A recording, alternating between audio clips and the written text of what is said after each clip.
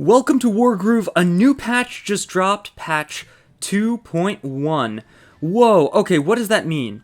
Well, it means there's some new changes added to the game. Let's go over them one by one. By the way, you can find the full patch notes at the URL. I'm going to post that in the description of this video. Also, if you want announcements about when a new patch drops, check out the official Wargroove Discord run by Chucklefish for those announcements. Alright, let's get into it. So, first things first, most of the changes in this patch have to do with Fog of War. To demonstrate the changes, I set up this little map here so I could show you the changes one by one. First important thing, let's take a look at the right side of this map. It's raining and we have a harpoon on the reef. Now, as you know, in rain, a harpoon's movement drops to 2, but it needs 4 movement to move onto a reef. This means in this situation, the harpoon can't move. That's fine, that's normal. But when 2.0 dropped, if a harpoon was on a reef, in the rain, the fact that it couldn't move onto the reef made the game think it wasn't supposed to be there, and it destroyed the harpoon. It was actually kind of thematic, like the harpoon ship, when it rains and it's on a reef, it crashes and tears apart or something, but it wasn't supposed to happen. That bug has been fixed in this patch. It's raining, a harpoon is on a reef, it can't move, which is correct, but it isn't destroyed, which is also correct. Great bug fix, thank you Chucklefish. Now, let's take a look at unit vision in Fog. As you can see, vision is greatly reduced. Villages which used to have a crazy vision of 6, now have a vision of 1. The Stronghold has a vision of 2, almost everybody has a vision of 2 or 3, with some air unit like this Witch has a vision of 4, which is pretty much the highest. Now, as you might notice, mountains and forests, they block sight lines for land units, not so much for air units. So this dragon, surrounded by mountains, can still see all around it.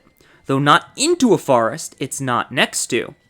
Dogs can see into forests whether they're next to them or not, no problem. So all that is looking pretty clean and pretty neat.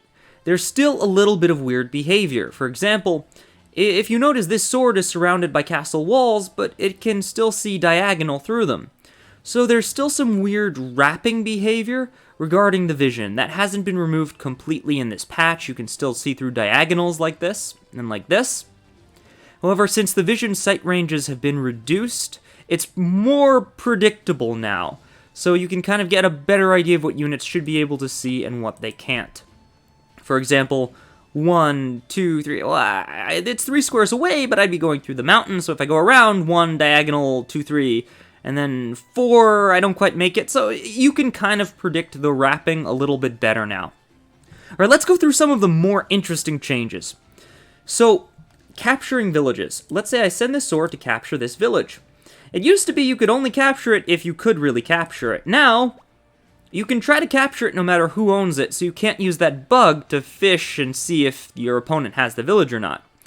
If you can't take it, you'll get the little exclamation, and your turn will just end. That's now, I don't know if my opponent owns this or not. They don't? Great, I can take it.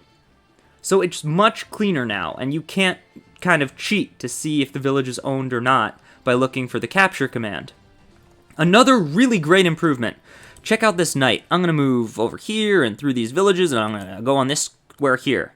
Now notice I'm starting from the forest. I'm going to go all the way here, through these 2 villages, and land there. Whoop, there's a sword. Instead of dying, however, the knight is bounced back to the first point in its path that could still exist. So it could step here, it could step here, it could step here. It can't stand there, it can't stand there, it can't stand there, so it bounced back here. Your unit will no longer die if it gets ambushed. It'll just go back to the first point backwards along the path that it can safely exist. That's pretty cool. One more important thing to note. We talked about units hiding in forests.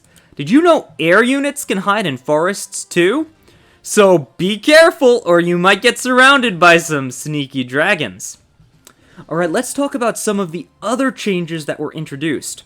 And to do that, we're going to have to leave my little test map here. But I really love the fog changes. Fog is going to be so much more fun now. It was already awesome, and now it's even more awesome. Let's go into multiplayer so that we can see a brand new option that was added. Particularly a new kind of timer. Everyone has been asking for it, and here it is. the 45-minute chess timer. It's a pretty good chess timer, 45 minutes. Folks have been asking for it because 30 has just seemed a little bit too quick for some really high-level games. So Chucklefish added the 45 just for us. That's pretty awesome. Now, there's another quality of life change that I can't exactly demonstrate, but I will have to explain. If you've been having bugs, glitches, on your Double Trouble campaign, worry not. Worry not, because there is a way around it now. Using a series of special commands, if your mission has been corrupted, you can reset just the mission you're on without breaking all your progress in the online campaign. There's a tutorial on how to do it in the patch notes, remember, linked in the description, but I'll tell you how to do it just in case. If you're on PC, hold F2 and F3 for a few seconds. To do this, the currently active player whose turn it is must select the game from the Your Lobbies tab, hold F2 and F3 for a few seconds. If you hear a distinct chime, you'll know the reset has happened. It'll only reset the bugged mission you're on, but you keep all your other progress with the online campaign. If you're on Switch, you do the exact same thing. Whoever's player's turn it is goes onto the Your Lobbies tab, but instead you hold ZL and ZR on Switch, or LT and RT on Xbox. Again, the full instructions are in the patch notes. Alright, let's talk about some other changes that are pretty big. For one thing, and we're going to have to go back into multiplayer to show this change. I'll just make a lobby. Only the lobby host can add AIs now. So I put a character, and now I can add a CPU. However, if someone else were to join who's not me, they would be unable to add a computer player. Which is important because that can cause a lot of trolling, let's be real. So great bug fix there. Alright, what else do we have? Well, another really big change is Nuru. That's right, Nuru. Everyone's favorite flora, and let me find that codex entry. Go to Nuru over here. Nuru has been nerfed yet again. The overpowered kidney beans. They sound like meat, but not meat. The overpowered vegetarian vegetable has apparently been nerfed one more time. As you can see, the groove charge speed has been changed to medium, and there's a very good reason for this. Nuru was broken as hell. At fast charge, Nuru had so much insane flexibility that she could just murder any unit, create any unit. She didn't have to plan ahead, she didn't have to worry about counterpicking, she could just have whatever she wanted whenever she wanted. And she could do it before you even got groove most of the time. Now at medium groove charge, fast chargers can outspeed her to groove. Medium chargers can throw groove down at the same time she does. And Nuru can't just throw away a random dog to kill your rifle, and then trollolol get groove right back. Oh no, she has to kill 3 more units to get groove again. It's not so easy. So Nuru might actually have to consider holding on to her groove now, instead of just using it literally whenever the heck she wanted. Units Nuru summons still cost double. Now this is a pretty heavy nerf from fast to medium for Nuru, because Nuru is all about flexibility, and this speed change really cuts into her flexibility, her ability to groove more than once very early on in the game. Because of this, it's going to hit her hard. But is it hard enough to take her out of God tier? The jury's still out. Nuru's ability to summon a Treb and kill your HQ is still on the table, it's just harder to do now. Your opponent has more time to react and counterplay it. So maybe this balances Nuru out with the other S-tier commanders. And honestly, in this patch, a lot of the commanders are pretty even on power, so just bringing Nuru down to the level of other strong commanders means she's pretty much balanced. We're not clear if this was enough to do that, but we'll watch Nuru, and it was definitely a step in the right direction. It might even be enough. I am super glad that Chucklefish made this change. It was really nice of them to do, because they really have no reason to balance the game right now, but they did it for us, so be grateful, folks. And let's watch Nuru going forward. Let's see if Nuru is in a better place now. Alright, there are a couple more changes we should go over. A couple of bug fixes. First, in Act 1 Mission 3, the Spearman now spawns in the correct location.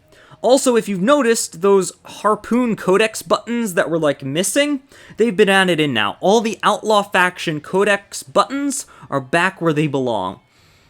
Additionally, some save and resume desync bugs and online matches has been fixed. Thank goodness! That was a really annoying one, but now you can continue your game and keep playing. One more thing, the event editor now allows events to affect units in transports, which is really interesting because under the covers, those units in transports have really been moved off-screen. So can events affect off-screen units now? I don't know. It's just a theory. One more thing, spectators can now spectate online campaign matches. Alright, I think we've covered literally everything in this patch. I'd like to play around with the new fog, I don't know about you, and go play some Nuru games, see if Nuru's balanced now. Oh, I'm gonna have some fun with that. Lots of great stuff in this patch. Thank you, Chucklefish. That's all for now, and welcome to Wargroove. If you have any questions about this patch, patch 2.1, anything I missed, anything I should have added, something that was missing from the patch notes but got updated, let me know in the comments below. Catch you later.